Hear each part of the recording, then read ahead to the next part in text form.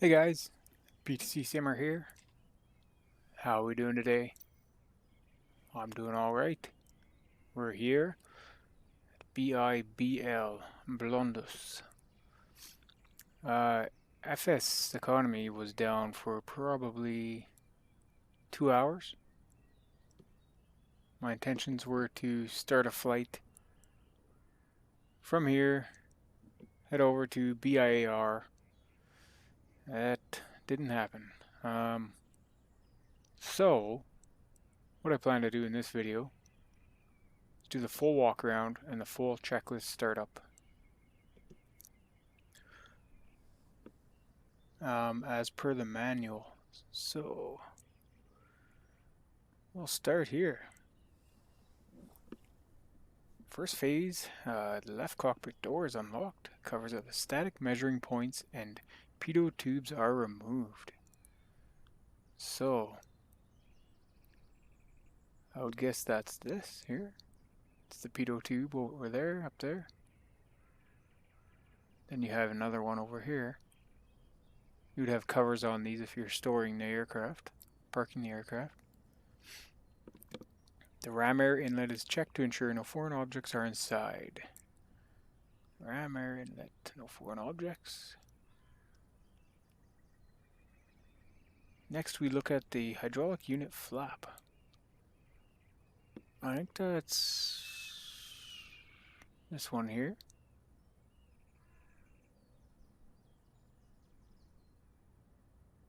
There's two of those. Pumps. Hydraulic unit flap. Tightly secured with two slotted screws. Okay.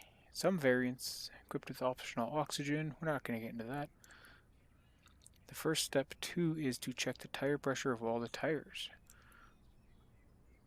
So you'd come start at the front. Well, I would anyway, after the tubes and everything are uncovered there. Look at the tire pressure.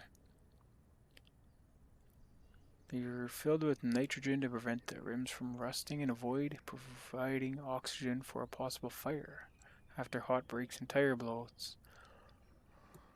Okay, we check the strut next. Look for leaks here. The front torque link and the connection pin is checked, secured. Moving on to the taxi light, we check the condition of the bulb and diffuser. So you check the tire pressure, then you check the strut, check for leaks, check the taxi light there.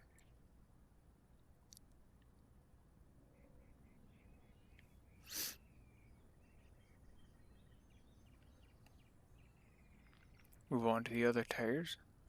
Same idea. Just looking for anything that's out of the ordinary, making sure the pressure's okay, strut's intact. And we'll come around to the other side and do the other one. Check out this tire as well. And strut. Fleet to 11 by 12, main tire to 38 psi. Okay, you'd also look at the brakes, everything. Just make sure there's no fluid leaking. Nothing like that, no cracks. Tire pressure's adequate. Rims aren't all rusted to heck. Phase 3, the first thing we check is the nose of the twin Otter. We check the surface for cracks to prevent possible water ingress. So we come over here, check the nose. Any visible damage, any cracks. Don't want no water or anything in there. Continue to walk around and lock the right door, the DHC6. Then the tire pressure on the right. Okay, we just did that when we did the tires. So the fairing of the landing gear is also checked for cracks and damage. Yeah, the fairing. Yeah, you'd check all this here. Any visible signs. You'd also do it on the other side as well. So unlock the right door. Fairing, and often these fairing stuff are on rough runways, and stone chips are sometimes unavoidable. Yeah, you definitely get a lot of that kind of thing. You can see that the way they model this plane and stuff, there's obviously little visual cues here and there of, I mean, it's a well-used airplane, so you're gonna get, and they modeled it that way, which is good.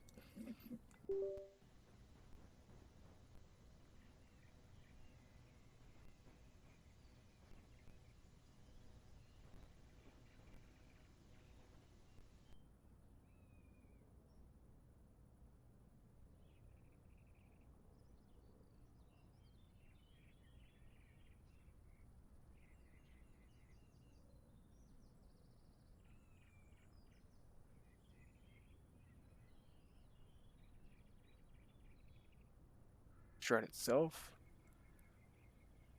Looks good. Not sure what that is there.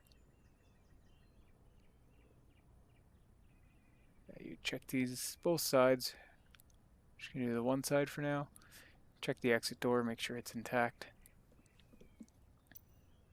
Not sure if I can get to it out here. Don't think so. Check all rivets are still visible. The hard landing and shear rivets on the right side of the emergency. We just read that. This is page 93 of the manual. It has a little walk around. Secured, protected from the inside with a plastic shell against the unintentional operation. Furthermore, all cabin windows are checked for cracks. Since the Twin Otter often operates on rocky, rough runways, objects can easily hit the underside of the fuselage, so all antennas should be checked. So we'll just have an outside look, all the windows. I mean, they look used. They don't look cracked, visibly broken, disturbed in any way.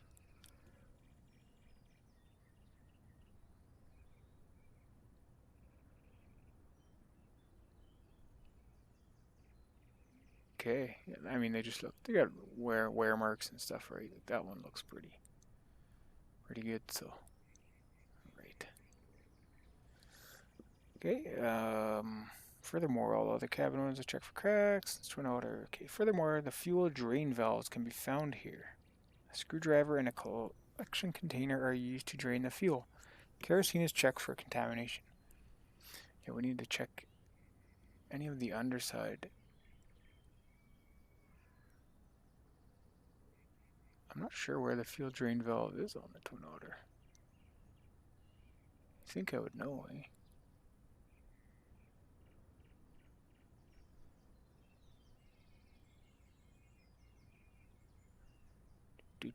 Do.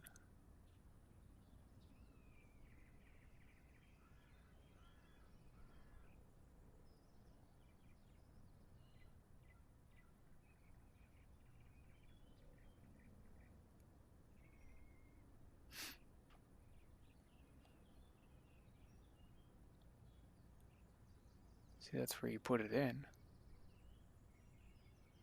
Turbo fuel. Okay.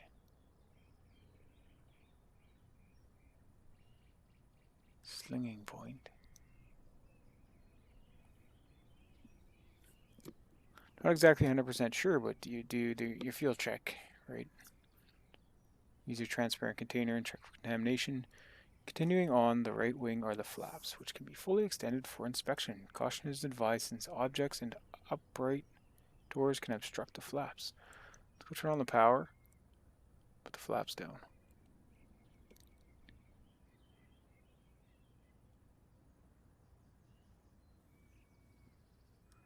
So you can run off external, plugged in here.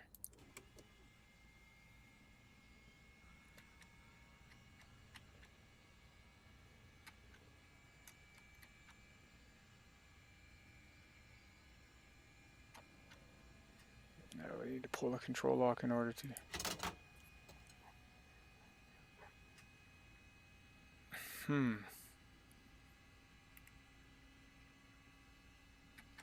Just not let me do anything in this view? Is that the idea? Must be the idea. Put them all the way down to 40. I guess in showcase view you can't use your controls. Hear the hydraulic pump initializing.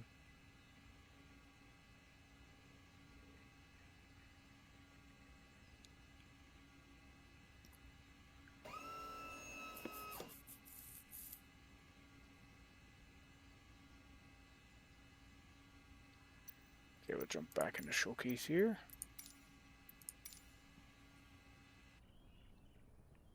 Sound just stops instantly. Okay, so there's the flaps.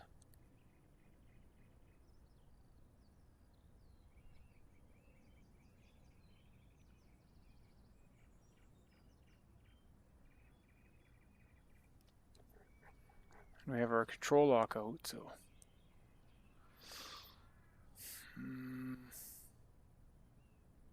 See if we can... that back in.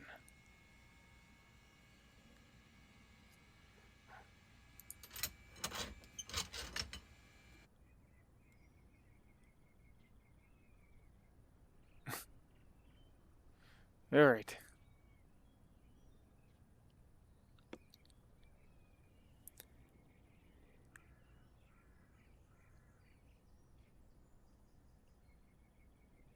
Objects and upright doors can obstruct the flap, so you'd check everything along here. Right? I mean, oh, I see what they're saying. Upright doors and stuff. You'd wiggle them a bit, make sure everything's okay. I mean, it would never hurt. You're supposed to do that during the initial check, so.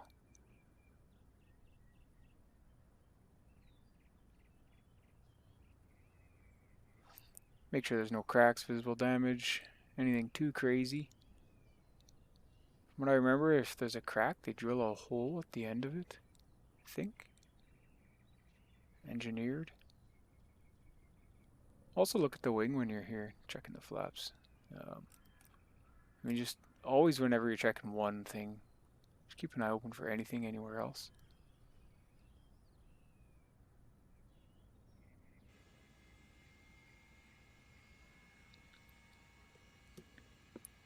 Okay, the right engine is inspected in detail. Among other things, the air intake is checked to make sure there are no loose objects. So here's your air intake. Have a set of stairs and you'd look at it.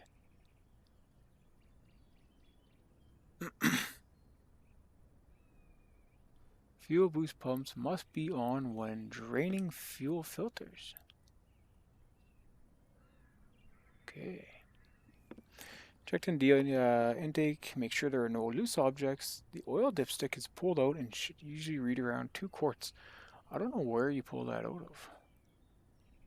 But anyway, you'd pull the dipstick out and you'd look for 2 quarts. And you know, have a look at the light here while you're here. Maybe pull it out on top. I mean, you'd have the stairs to go up here. You'd pull them over and have a look. One of these panels, I guess.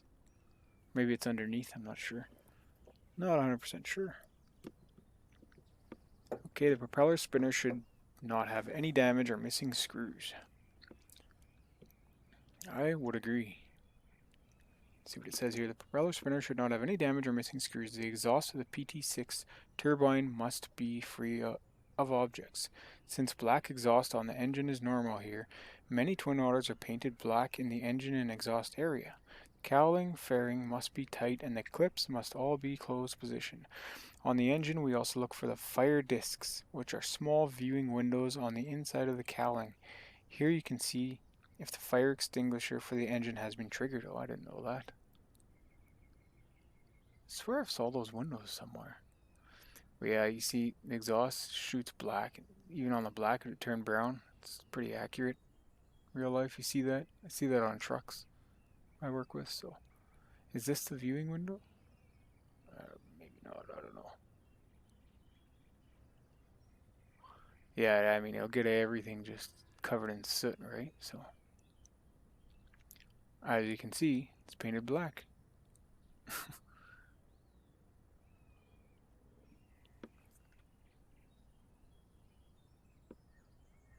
Okay, where were we? Cowling fairy. A red disc here indicates whether thermal expansion has occurred, whether the temperature of the engine has reached 98 to 140 degrees Celsius. A yellow disc indicates it. So there's a little disc there. That's pretty cool. Again, we have a fuel dump valve on the engine so that Jet A1 fuel can be removed. Boost pumps must be activated for this. Just doing this little check from the manual, you learn a lot. The entire underside of the wing is checked, especially the rivets, leading edge of the wing. We check for any sign that can indicate a bird strike. So I like to start when I go to the wings, the fuselage, and come out this way. Like it says, check for any indications. Landing light is switched on and we can check that the cover glass is not broken. Safety wire should also be in place. Safety wire. I don't know if that's model or not. Let's go turn on the landing lights.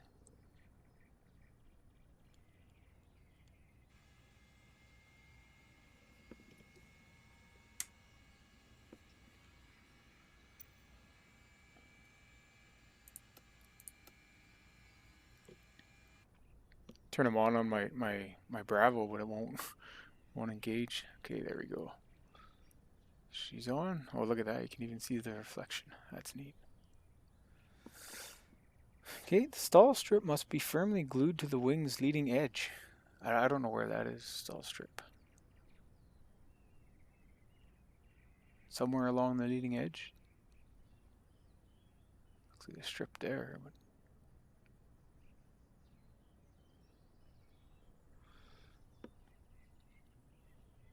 we check the fuel vents and the fuse of the lightning strike system, as wasps like to build their nests here. Oh, interesting.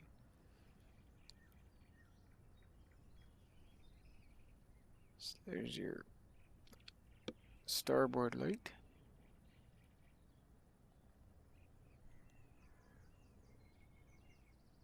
Fuel vents. Aha, right here? No.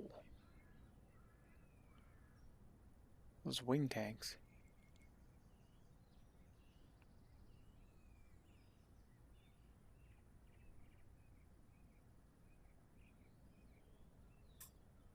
Okay, well, on to the next thing.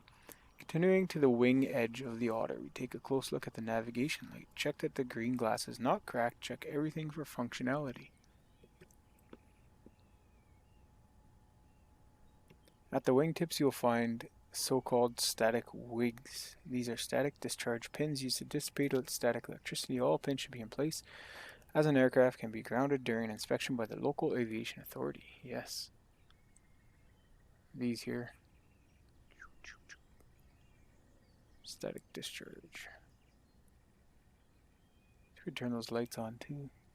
Ailerons should be undamaged, smooth running, following by a rudder and leading edge check. You should also ensure that the icing strips is firmly glued to the surface. The horizontal stabilizer is then searched for dents and cracks. We also find discharge pins. These must all be intact. See if the plane has touched down hard by checking the tail skid. Also, the antennas must be in good condition with no corrosion. In the final step of this phase, we look for the rotating beacon is working and the elevator trim tab is clear. Okay, let's go turn on our navigation lights.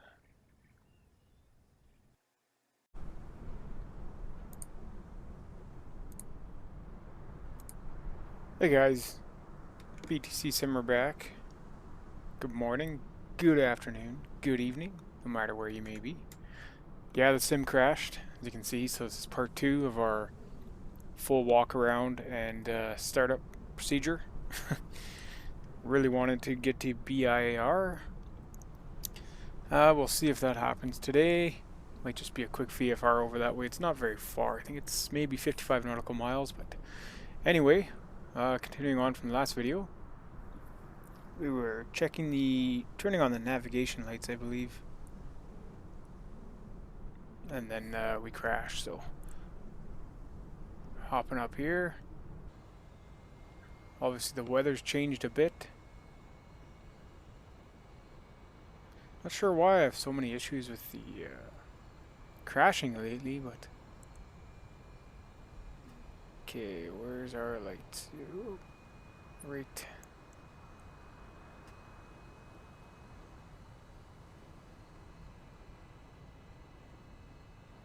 Strobe lights. Flight compartment, fast belt, no smoking position.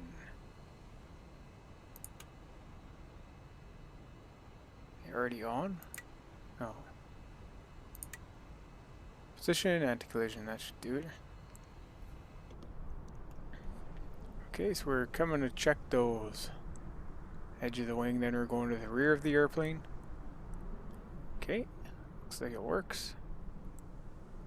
See it on there, so it says the ailerons should be undamaged. I had the flaps down too, but I've resetted the sim, they're up. Horizontal stabilizers, then search for dents and cracks. Come back over here. Dents and cracks. Wouldn't want none of that. Let's check out the whole thing. Looks pretty clean. This airplane. It's well maintained.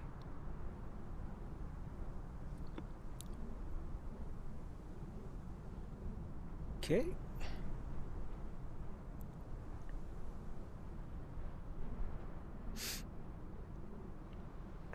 Where was I here? Aileron should be undamaged. Horizontal stabilizers, and search for dents and cracks. We also find discharge pins. These must all be intact. We can see if the plane is touched down hard by checking the tail skid. That's right. No, looks very clean. Lights working back here. Also, all the antennas must be in good condition with no corrosion. The final step of this phase, we look to see if the rotating beacon is working and the elevator trim tab is clear. So there's your elevator trim tab right here. See it? There. Looks like static discharges are all there. Count 2, 4, 6 of them. A rod is placed under the tail for safety to load the Twin Otter safely, called the jury strut. In phase 4, we look to see if it is on board. When loading heavy cargo, or when several passengers are staying in the rear of the Twin Otter, the nose wheel lifts and the aircraft can rest on the tail. Wow. The rear baggage compartment is secured and unlocked. When operating at higher altitudes, such as crossing the Alps, it's necessary to carry supplemental oxygen. I agree. Twin Otter is often started with so-called ground power unit, GPU. So here's your baggage door here. Right here, yeah. To protect the onboard batteries, this ground power unit provides the electrical power for the turboprop, and its output is 115 volts, 400 hertz. By the way, the unit can be connected to the airport's power grid autonomously with a diesel engine during the walk-around. It's checked if the cable of the GPU is firm.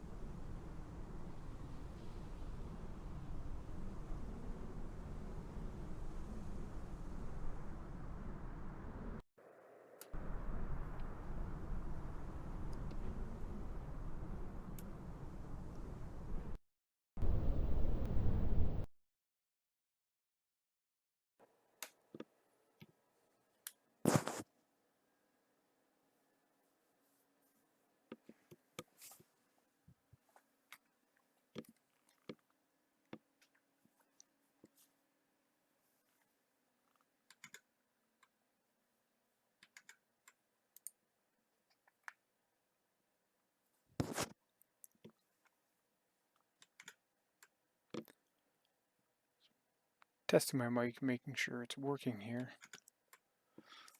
Alright, well, seems like we lost our sound for Flight Sim. Go ahead and tab out of it and tab back in.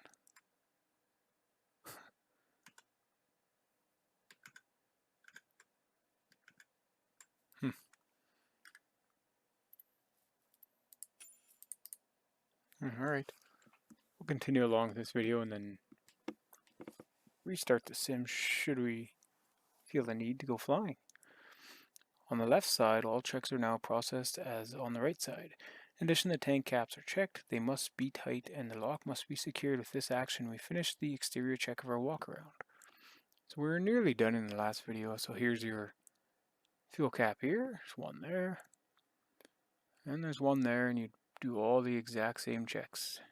Struts, wings, gear, struts, wings, fuselage itself, everything, every door, windows, We looked at those. Spinners, engines, check the oil.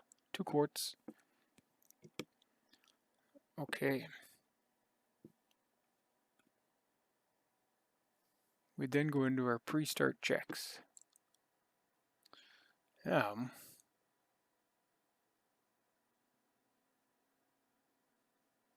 like to do it with sound. It doesn't seem to be something you'd want to do without sound, but anyway. Let's end the video here.